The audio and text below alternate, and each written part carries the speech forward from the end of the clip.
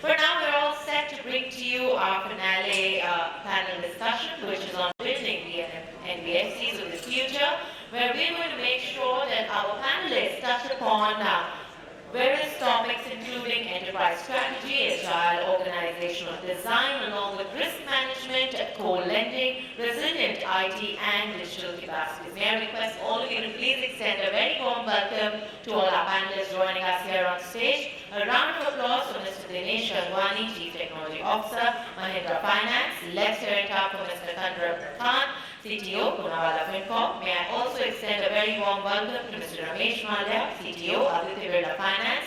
A round of applause for all of them as they step forward, please.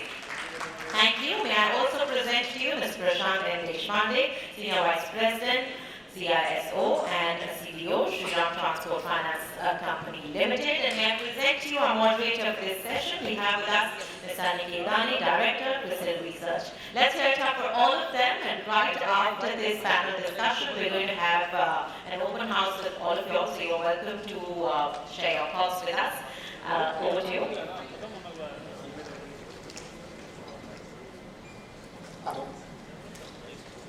Good afternoon, everyone, and welcome to the panel discussion, Building the NBFCs of the Future. The lending landscape in India has become very competitive, with many category of players vying for the market share. You have private sector banks, you have public sector banks, you have cooperative banks, small finance bank, regional rural banks, you have NBFCs, HFCs, you have fintechs coming in, and everyone jostling for market share. So in such a scenario, players who have a clear strategy, are agile, have strong risk management practices, and are efficient and resilient will be able to sustain market share. And 2 points, technology and innovation will be the catalyst for everything. So with this, I would like to start with a question on broad enterprise strategy. And my first question is to Mallya. Mallya, how can NBFCs formulate an optimal enterprise strategy?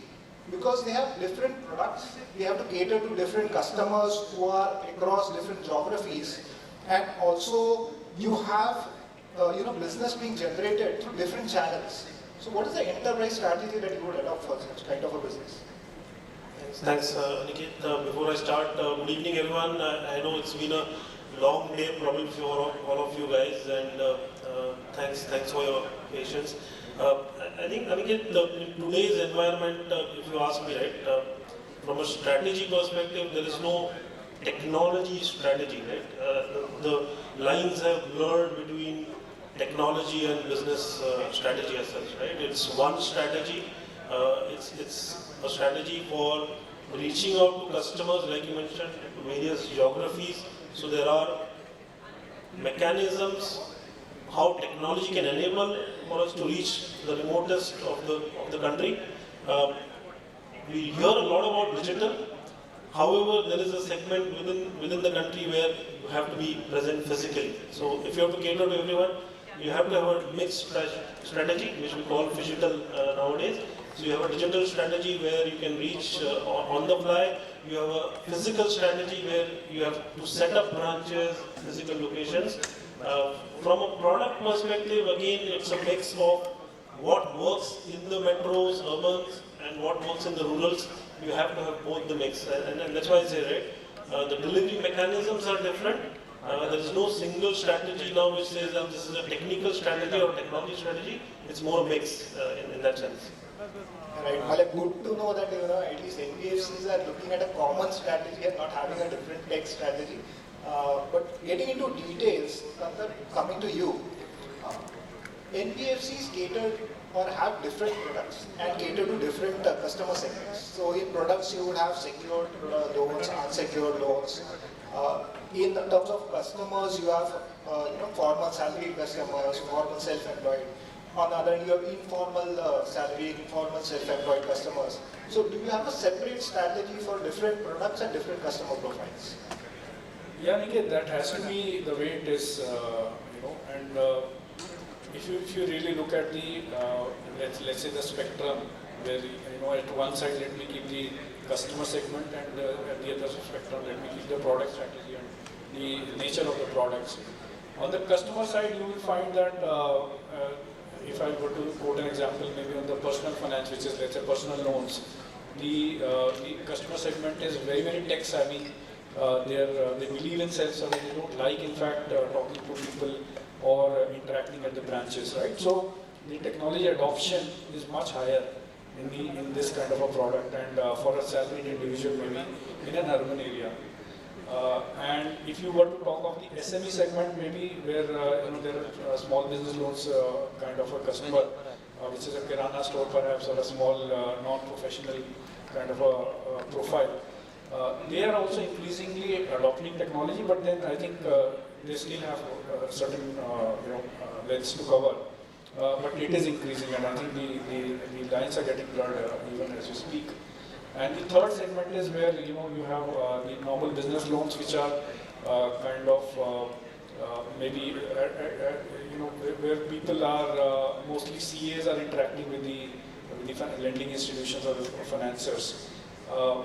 There we see that the customer segment is completely different, and the kind of technologies that you have to roll out and the processes that you have to roll out are quite kind of very different. And if I talk about the product side, again, personal finance is a very, very straight-through process kind of a product which doesn't require a lot of underwriting. Also, you have enough scorecards which are fueling the underwriting, and you have a lot of data. Salary slips are there. The EPFO data is also there. So enough and more data is available, so you don't have to spend too much time, from an underwriting perspective. Compare that with maybe a small business loan or a business loan, where now that you're starting getting GST data, so things are improving, but still there is a scope of manual intervention where underwriting is done, or maybe even the eyeballing might be done. And the third point would be where the credit appraisal memos are created. So they will require a certain level of human intervention. For my organization, we have started using RPAs, for these kind of mundane jobs, picking up data from Excel sheets and putting it into the system and generating credit parameters out of that. But yeah, there is a lot of maybe manual process still available, required to be done. And lastly, things like LAB, which is loan against property kind of or a home loan, where local market knowledge is very, very critical, right? So for those kind of products, you will obviously have what Ramesh mentioned as the physical model, where the physical papers have to be checked by the local branch guys. You can't even have a centralized process there, right? So that this entire spectrum has to coexist and run together seamlessly. Just a follow-up question on that, Kandarp. Any specific innovation that you would want to highlight in terms of customer profile or products that has been done in the last 2-3 years because of pandemic? Yeah, so I think pandemic has really changed everything, and before pandemic, people, even on the underwriting and credit side, people were very, very comfortable looking at files, physical files, or now, at least images of files. But in pandemic, post-pandemic, what we have figured out is that even those mindsets and the blocks, mental blocks have all gone. And now people are more experimentative with technology, even within the organization and also on the customer side. So you will find people, being comfortable over SMS authentication or Aadhaar-based authentication. So they're okay with those kind of things now. Which perhaps at an earlier stage they were more comfortable with talking to a DSA or creating just giving papers and then let the guy handle the loan application. So post-COVID, I think the technology adoption on both the sides has really increased. Yeah. Sure, and I'm very sure that this would have improved the efficiency and brought down the cost for all the lenders within the system. Cost, I can't guarantee cost, but yeah, efficiency, yes, definitely. There are certain cost, investments that had to be done. There were economies of scale which are available in, let's say, your captive data centers. But with cloud movement, things have really gone into a hybrid mode now. So things are changing. The capex scenario is now shifting towards more OPEX. So this is where now the cost balancing has to be done. Coming to you, Dinesh, take some or panel discussion can happen without a question of cloud. Okay, so and that is an important strategy for every company today. So a question on that is, how can an enterprise NBFC have its cloud strategy without making it more complex and having a common theme in terms of technology strategy and business strategy? Sure, thanks, Aniket. So there was an era wherein we were all moving to the cloud, right? And all of us have moved a lot of applications, whether it was lift and shift, and we just moved to the cloud. I think so. What practical experience at least has taught a lot of us, I feel, is that you have to be very clear on what are your layers of applications that you're targeting. So there are business platforms, then there are some of these which are systems of records, which are enterprise applications, and then there are business enabling platforms. So I think so. What really has helped is that if you can stick to whoever your cloud service providers are, and not necessarily span across everyone as best of breed. What that really will help is in adding values in terms of having one streamlined architecture, or looking at security which is a little more tied down to the cloud service provider that you're leveraging. So for example, we are all overly worried about security, but when you get into the cloud, you realize that only if you leverage the cloud native services and hence the security of that particular provider can you really leverage the benefit of being in the cloud. So it's good to leverage multiple cloud service providers, but maybe stick to one or max two, depending on where your business engagement or your enterprise applications are. So that is one aspect I would put on the table. In terms of a common theme, which was your second part, it always makes sense to have a simple language between business and technology. When I say simple language, don't complicate what you're dealing with the business leaders, right? So just keep it simple, because remember, every business leader will want to share experiences across different product lines, whether it is your customer, whether it is your dealers, or whether it's your salespeople, right? So keep a simple experience agenda. Look at insights, which is again very simple and outcome driven. Also then look at focus on integrity, and then overall look at how you can build trust and collaboration. So if you keep a simple language, I think so the business will also start culturally talking about it, right? Rather than, sometimes as tech leaders, we make technology sound a little more jargonish, and then, adoption becomes a challenge. So I would focus on simple language between business and tech, and to make cloud uncomplex, if I can use that word, stick to one or two service providers, but leverage best of breed depending on where your enterprise or business engagement platforms are.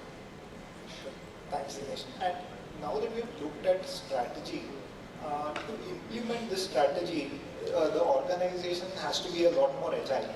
And coming to you, Prashant, in this rapidly changing commercial and social environment, there are some entities which are born agile and some entities which have to achieve that agility.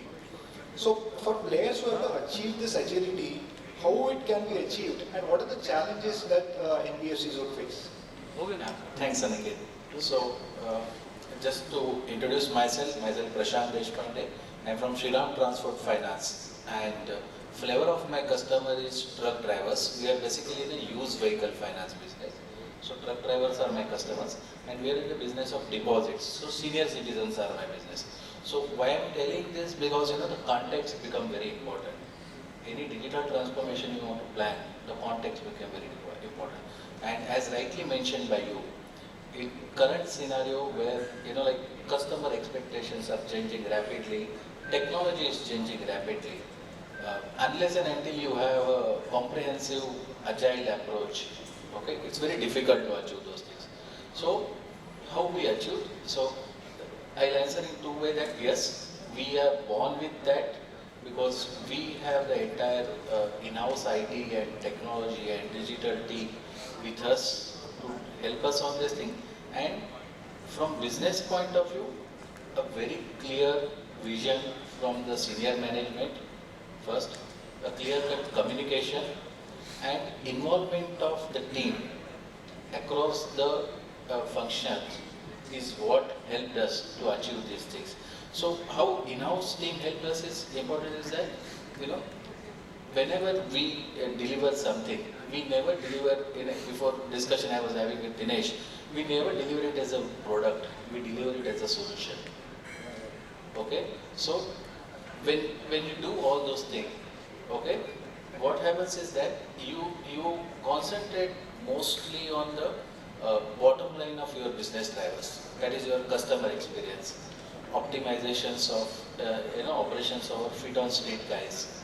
Okay, how to focus on the opportunities and the threats you have in the market.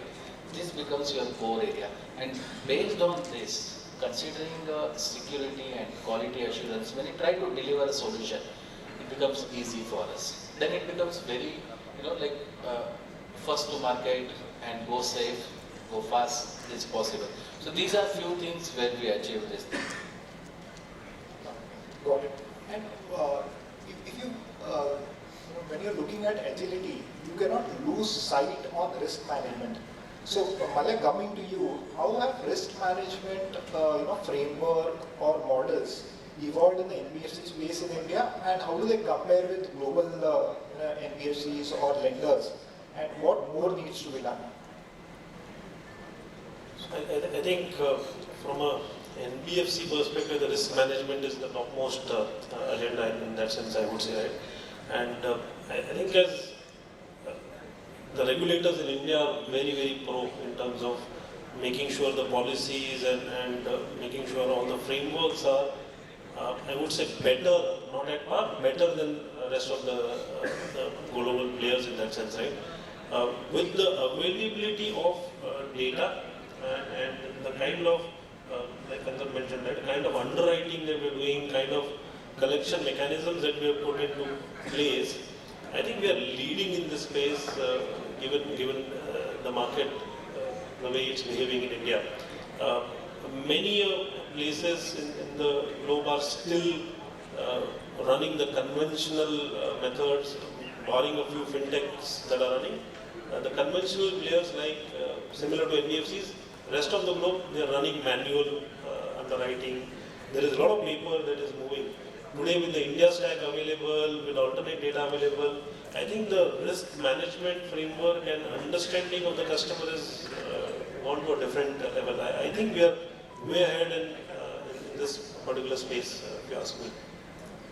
I think from whatever answers that we have got till now, the conclusions that can be drawn is the whole top management, the business guys, the tech guys, everyone is completely aligned to one business strategy.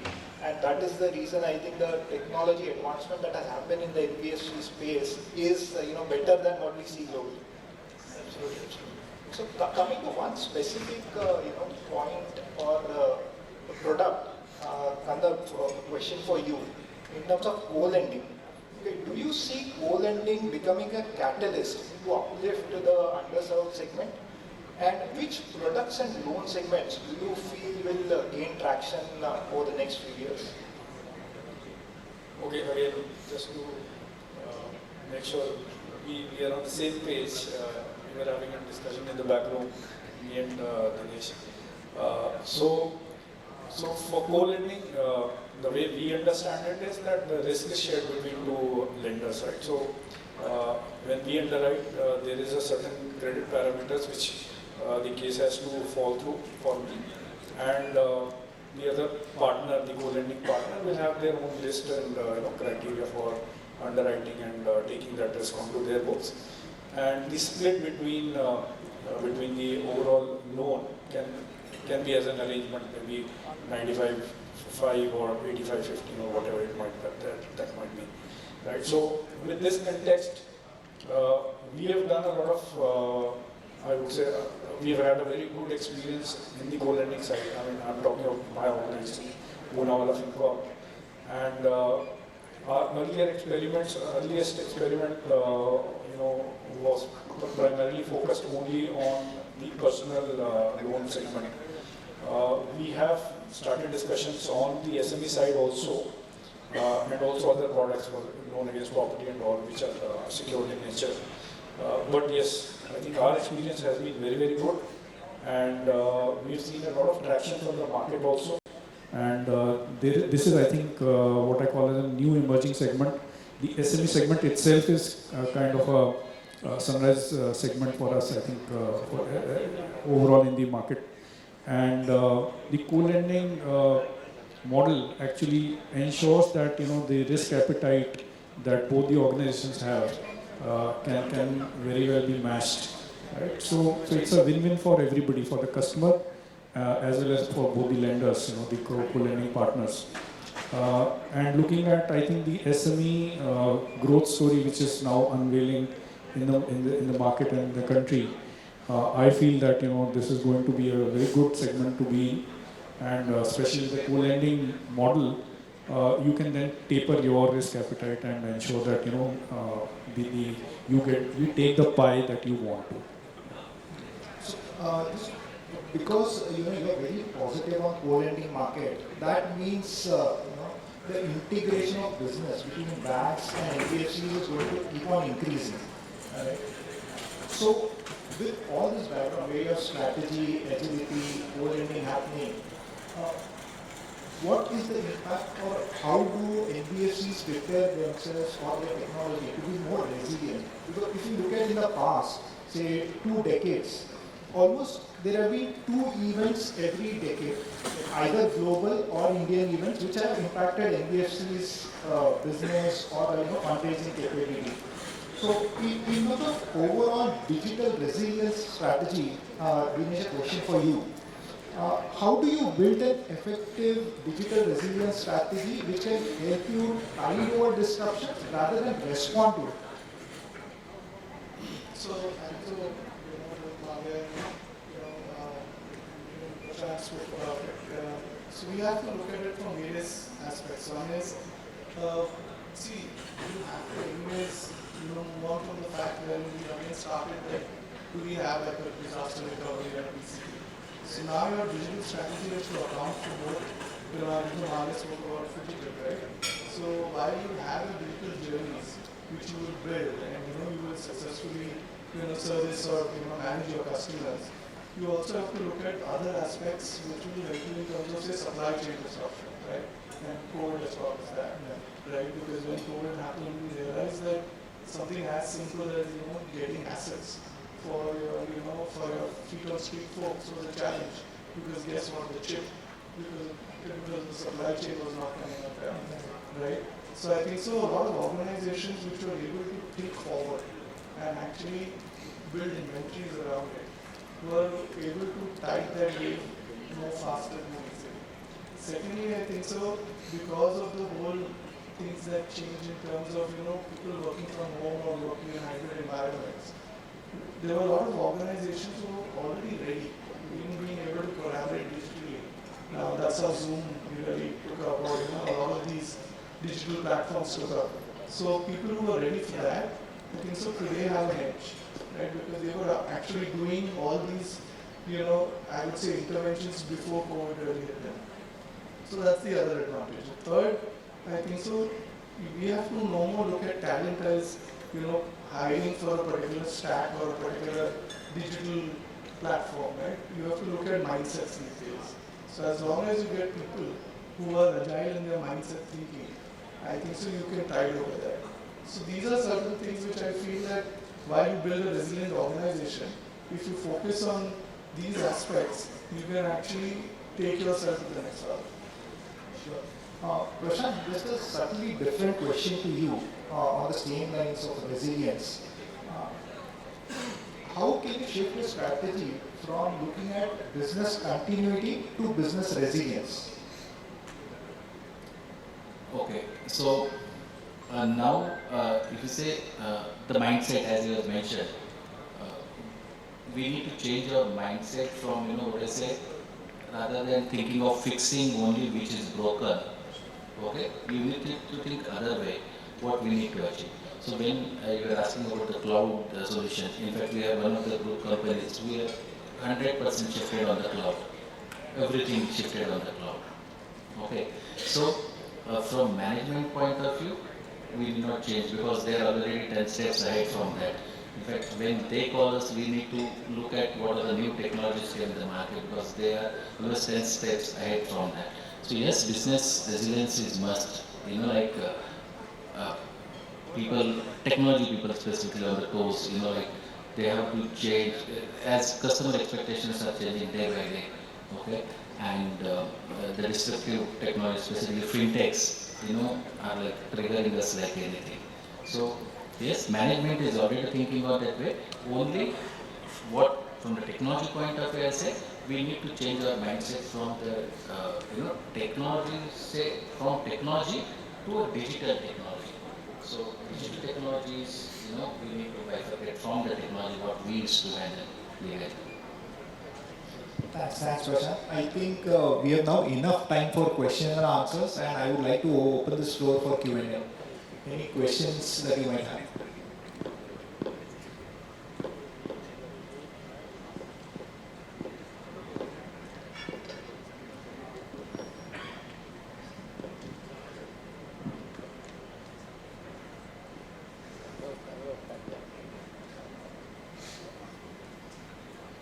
In case any of you would like to ask a question or share your experience, you're more than welcome to. I'm sure it'll be much appreciated by our panelists right here. Can we have a microphone for the gentleman in blue? Thank you, sir.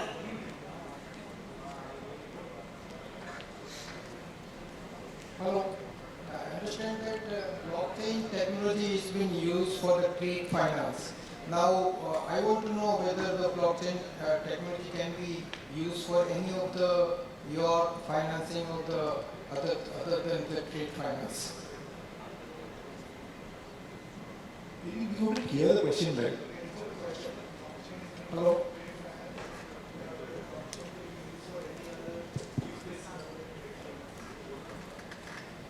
I will try to answer this question as a blockchain because we have recently implemented it.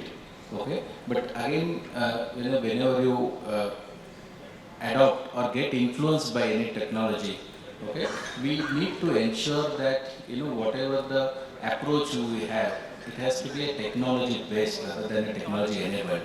Okay, so we have implemented blockchain for one of our functions. Okay, again I'll say thanks to pandemic where the approach, the mindset had changed from the customers. Where earlier my customers would like to visit to my shuttles and offices, now everything has become paperless and touchless. So in our deposits business specifically, we have issued all our deposit certificate using blockchain. Okay, again it was aligned with my business objective to serve the customer and improve his expectation. And second, while keeping security framework in mind, we ensured that all our deposit certificates have been issued through blockchain. So that is the one case what we have used for one of our business.